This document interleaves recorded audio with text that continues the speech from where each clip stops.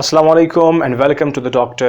UUT channel. In this video we will talk about the mechanism of action of angiotensin converting enzyme inhibitors. Well, this lecture is available in English. Now we'll commence the lecture in Urdu. इसकी mechanism of action को अगर आपने समझना है तो आपको RAS system जानना पड़ेगा, जिसकी हमने एक अलग से एक डिटेल वीडियो बनाई है। तो इसमें क्या होता है कि RAS सिस्टम की थोड़ी सी एक ओवरव्यू अगर यहाँ पर मैं दूँ, जब ब्लड की परफ्यूजन किडनीज़ को कम होती हैं तो किडनीज़ में सेंसिटिव सेल्स जेजी सेल पहले होते हैं मैक्यूला डेंसा सेल्स, वो सेंसिटिविटी करते हैं। फिर वो जेजी सेल्स को कहते हैं कि आपने रिलीज़ करना है रेनिन को। रेनिन जब रिलीज़ होगा तो ये आएगा लीवर की जानिब। लीवर में मौजूद होगा एंजियोटेंसिनोजन, ये कन्वर्ट करेगा रेनिन जो है एंजियोटेंसिनोजन को कन्वर्ट करेगा एंजियोटेंसिन 1 में।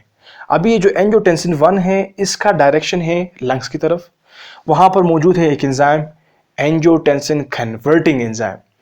नाम आपको बता रहा है कि ये एंजियोटेंसिन को कन्वर्ट करेगा। अभी तो रेनिन ने एंजियोटेंसिनोजन को 1 में कन्वर्ट किया और ये एंजाइम अभी इस 1 को कन्वर्ट करेगा 2 में।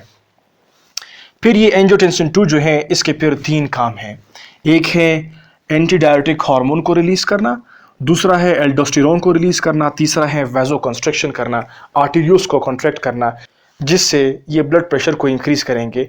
ब्लड प्रेशर इंक्रीज़ करेंगे, ये हार्ट को लोड प्रोवाइड करेंगे, हार्ट के ऊपर एक प्रेशर एक्सर्ट करेंगे, जिससे फिर हार्ट मज़ीद स्ट्रॉन्ग कॉन्ट्रैक्शन करेगा ताकि जब ज़्यादा से ब्लड को ये पंप आउट करे और बॉडी के पार्ट्स तक, टिश्यूज़ तक पहुँचाएँ। अब यहाँ पर किडनीज़ को कम पहुँच रहा था ताकि किडनीज़ को भी परफ्यूजन जो है ब्लड की ज़्यादा हो जाए।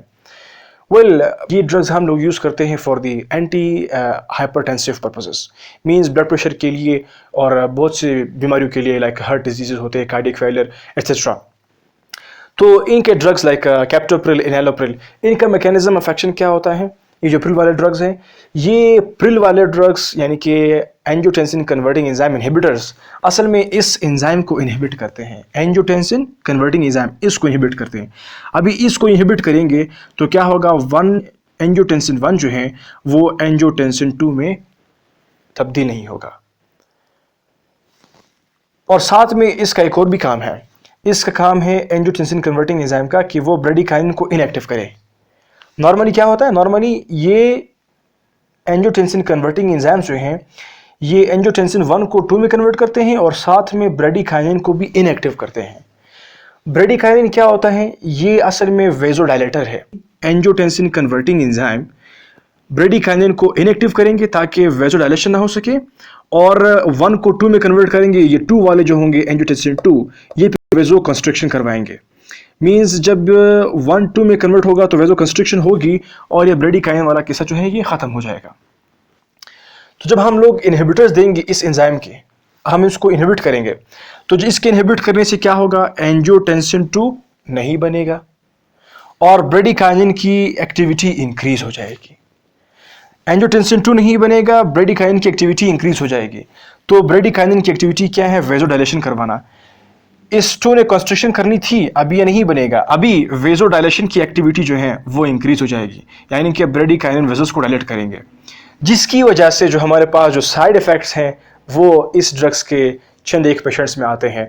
वो साइड इफ़ेक्ट्स कौन कौन से हैं? ब्रेडिकाइनिन के 2 फंक्शन हो गए, एक है एडिमा करना और एक है ड्राई कफ। ये अक्सर जो हम लोग ड्रग यूज़ करते हैं कैप्टोप्रिल, इनैलोप्रिल एट्सेट्रा, मींस हम एंजियोटेंसिन कन्वर्टिंग एंजाइम्स के इनहिबिटर्स यूज़ करते हैं, तो उनके साथ चंद एक पेशेंट्स में ये वाले साइड इफ़ेक्ट्स भी आते हैं।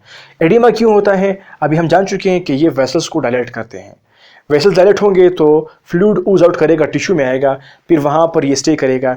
जब टिश्यू में फ्लूइड जो है वो स्टे करेगा तो जाहिर सी बात है इसको हम लोग कहते हैं एडिमा। दूसरी है ड्राई कफ। ये ड्राई कफ क्यों जनरेट करता है?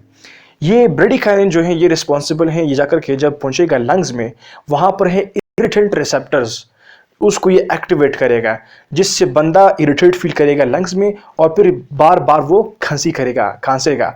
तो जो चंद एक पेशेंट्स हैं उनमें जब ये वाले साइंस देखे जाते हैं कि उनमें एडिमा हो और ड्राई कफ हो, तो फिर इसको एलिविएट करने के लिए हम लोग फिर इस एंजाइम को ब्लॉक नहीं करते, फिर हम इस एंजियोटेंसिन 2 के रिसेप्टर्स को ब्लॉक करते हैं, जिसके लिए फिर हम लोग आर्ब्स यूज़ करते हैं।